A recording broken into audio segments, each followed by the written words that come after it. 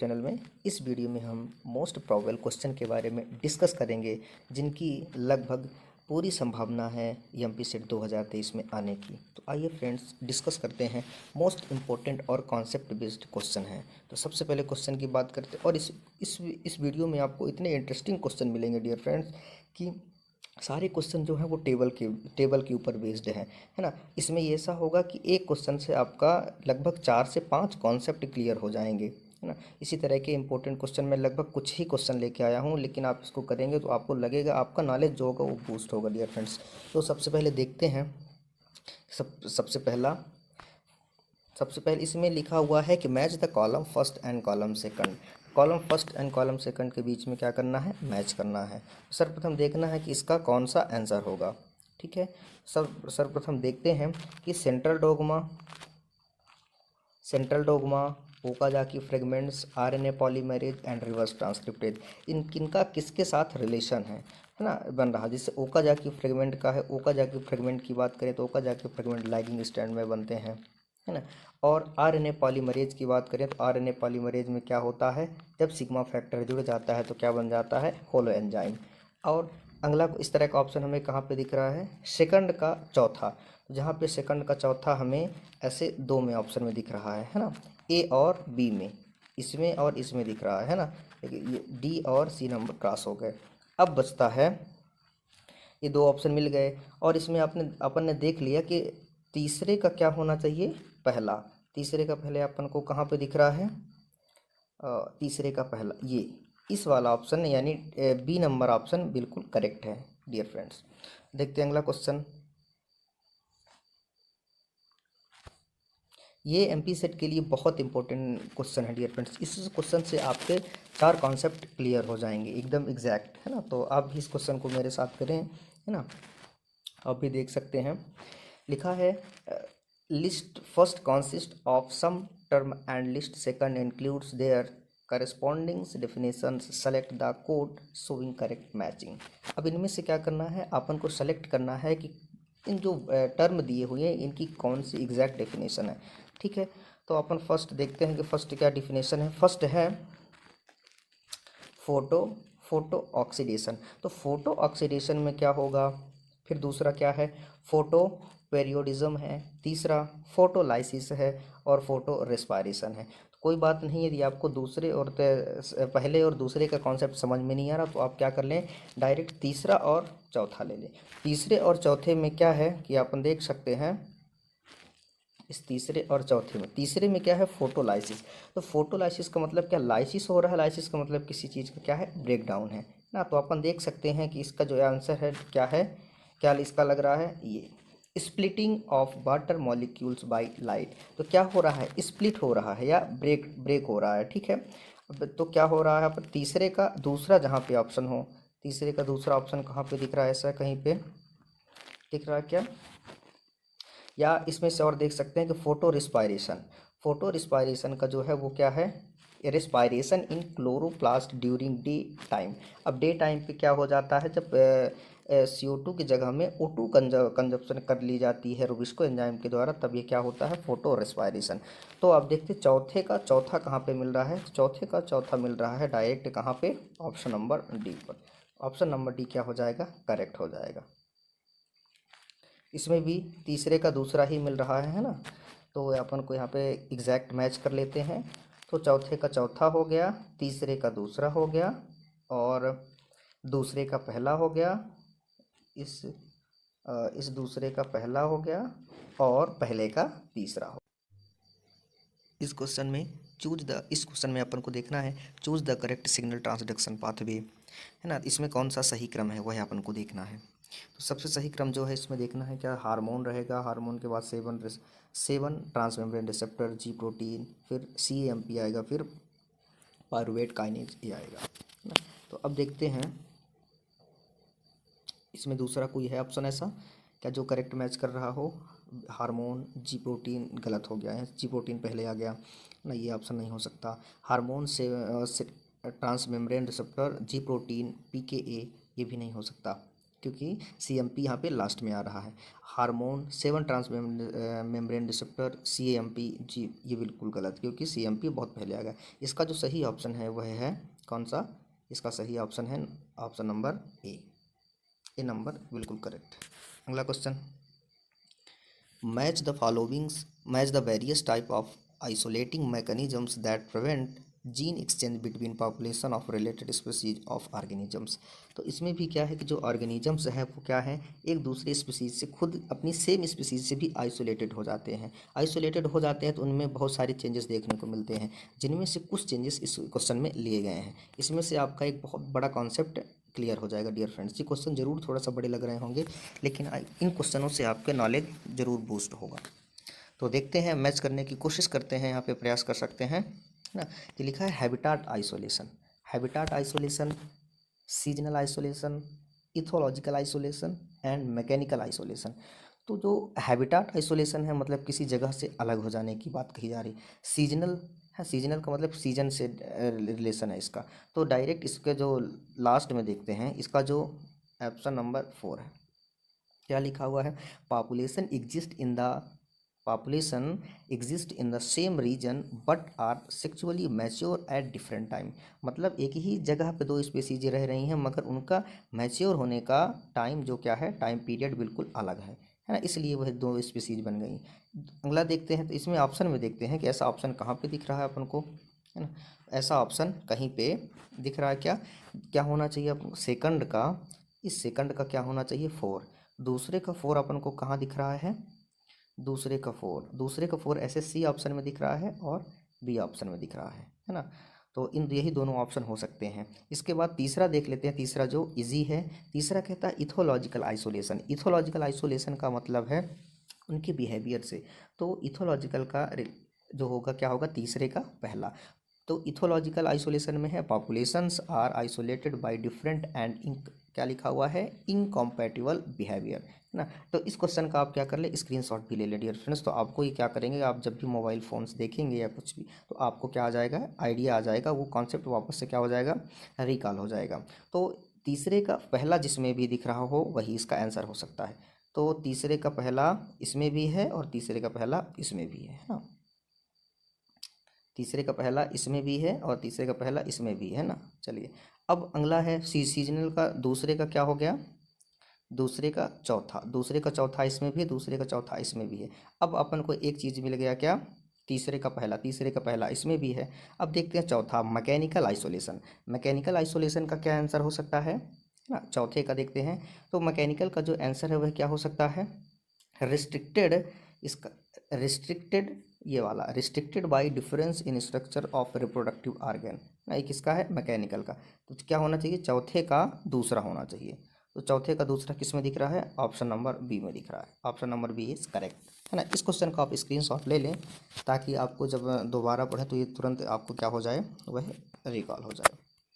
अगला क्वेश्चन, इस क्वेश्चन में देखते हैं कि क्या किया जा रहा है, during early human brain develop primary vesicles list first give rise to derivative in list second. तो अब फर्स्ट और लिस्ट और सेकंड लिस्ट से क्या करना है, इनका मैच करवाना है डियर फ्रेंड्स।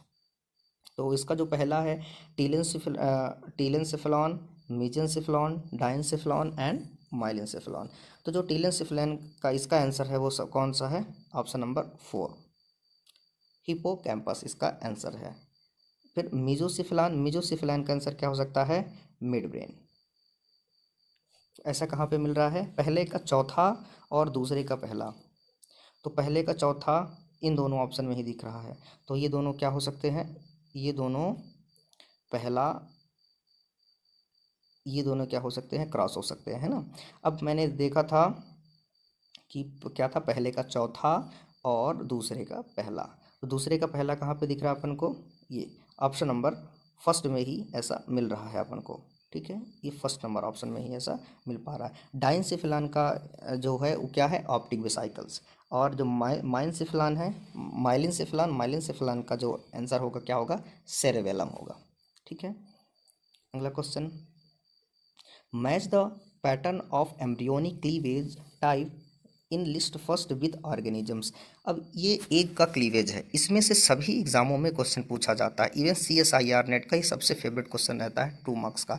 तो यदि जो कोई पैटर्न CSIR नेट के पैटर्न को सभी स्टेट के जो सेट एग्ज़ाम होते हैं वो टच करने की कोशिश करते हैं, उतना डीपली तो नहीं जब पूछते हैं, मगर क्या होता है उसके पैटर्न को फॉलो करते हैं। तो पैटर्न में ये क्वेश्चन भी कुछ ऐसे आते हैं जिनका पूछा जाना बहुत ही आवश्यक है।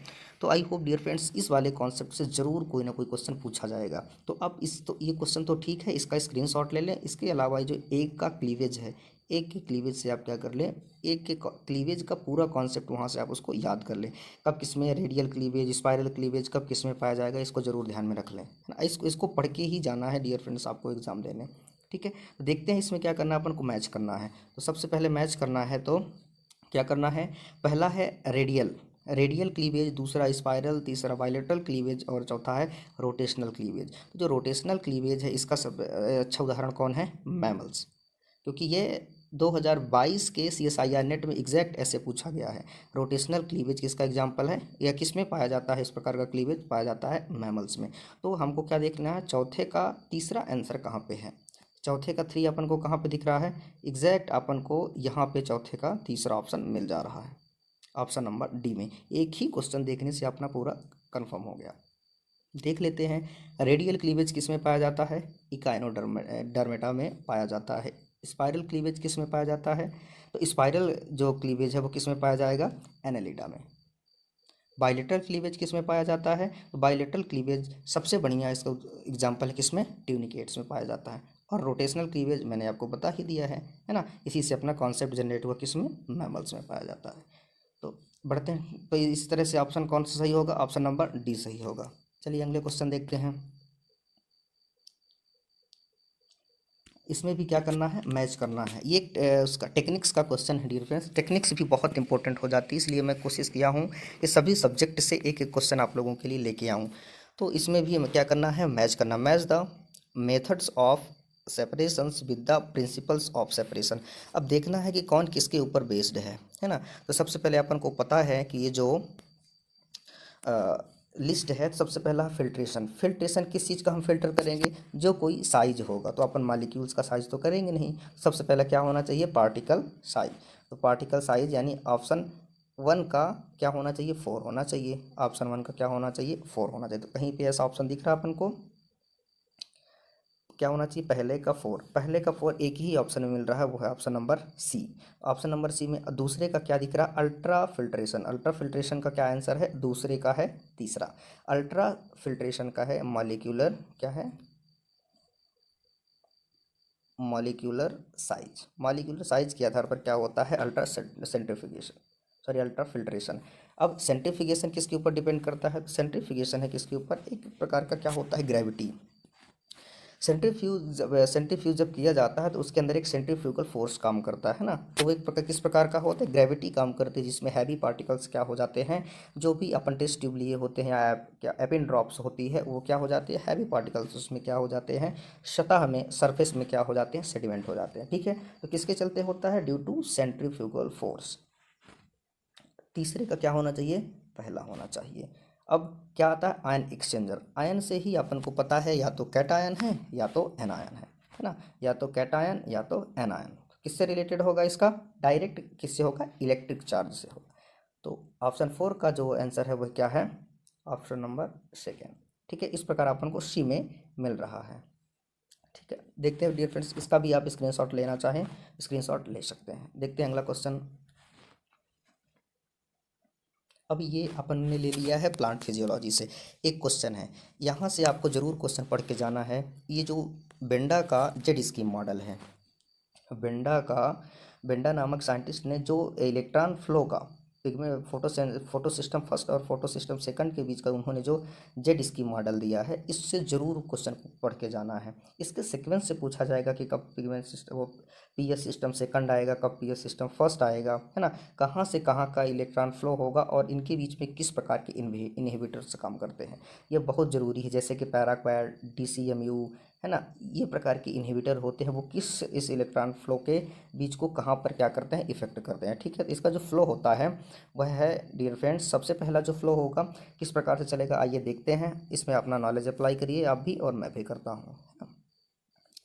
तो सबसे पहले पिगमेंट सिस्टम सेकेंड यानी 600 P680। अब P680 के बाद किस में जाएगा, प्लास्टोक्यूनोन ए।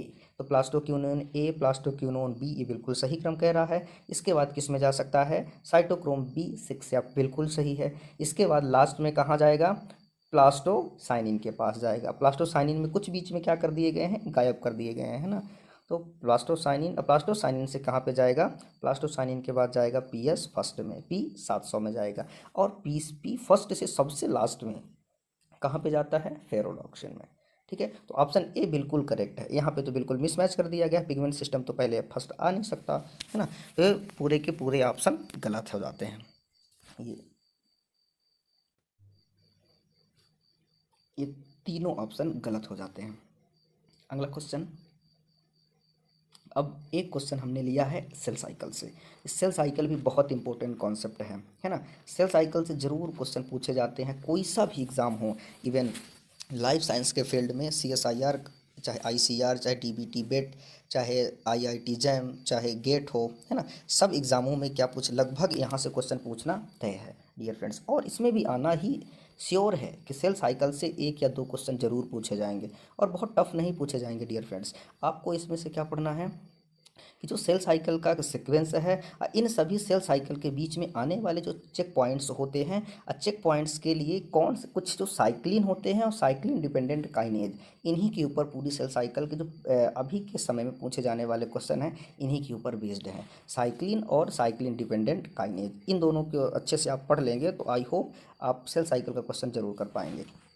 तो देखते हैं इस क्वेश्चन में क्या करना है, एक क्रम देखना है अपन को। तो यदि आपको ये क्रम याद है तो ठीक है, नहीं तो आपको एक सिंपल से सर्कल ड्रा करना है। इसके बाद आप अपने से फिल कर सकते हैं ना कि कैसे मतलब अपन को मैच करना है। सबसे पहले कौन सी आएगी, मान लेते हैं G1। G1 के बाद क्या आएगा, यस। यस के बाद क्या आएगा, G2। G2 के बाद क्या आएगी, यम।